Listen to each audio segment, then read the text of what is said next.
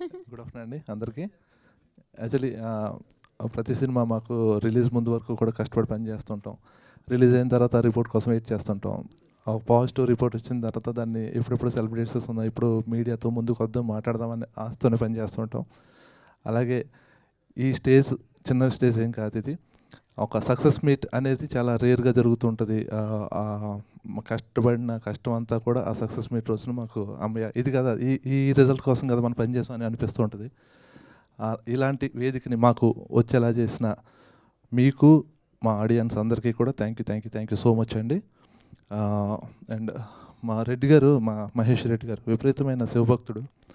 ఆయన ఆఫీస్కి వచ్చే వాళ్ళకి ఎవరికైనా తెలుస్తుంది ఆ విషయం. ఎందుకంటే ఆయన ఆఫీస్లో ఆయన చైర్ వెనకాల ఒక పెద్ద శివుడి ఫోటో ఒకటి ఉంటుంది.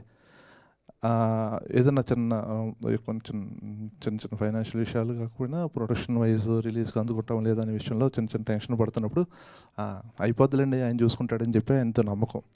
ఇవాళ రిలీజ్ అయిన తర్వాత కూడా ఈ రిజల్ట్ మీకు వచ్చిందంటే ఆయన బ్లెస్సింగ్స్ మీ దగ్గర పూర్తిగా ఉన్నాయి రెడ్డి గారు.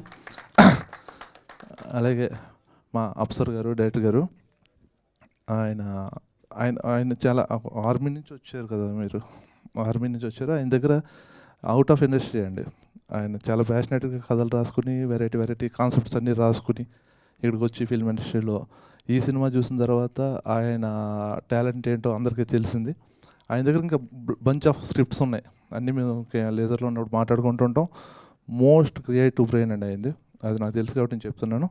అండ్ మీ క్రియేటివ్ కాన్సెప్ట్స్ అన్నీ ఇలాగే డే బై డే సక్సెస్లో కొట్టుకుంటూ వెళ్ళిపోవాలని చెప్పి కంగ్రాచులేషన్స్ అప్సర్ గారు. అండ్ మా అశ్విన్ డార్లింగ్, నీ ఎఫర్ట్స్ కానీ నీ కష్టం కానీ అది మామూలు కష్టపడ్డు పాపం.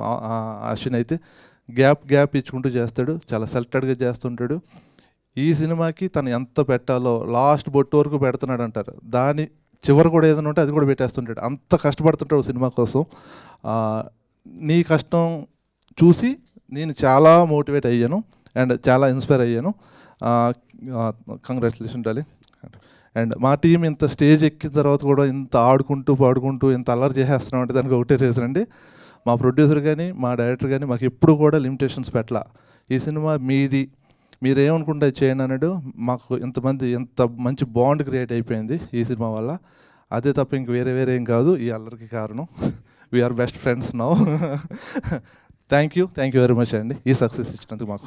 థ్యాంక్ యూ ప్రసాద్ గారు, థ్యాంక్ యూ సో మచ్. బేసిక్గా డైరెక్టర్ గారు ఏదో చెప్పమన్నారు కానీ నాకు అర్థమైంది ఏంటంటే ఇన్ఫర్మేషన్ దాని వెనకాల ఇంకో అంతరార్థం ఉందని చెప్పి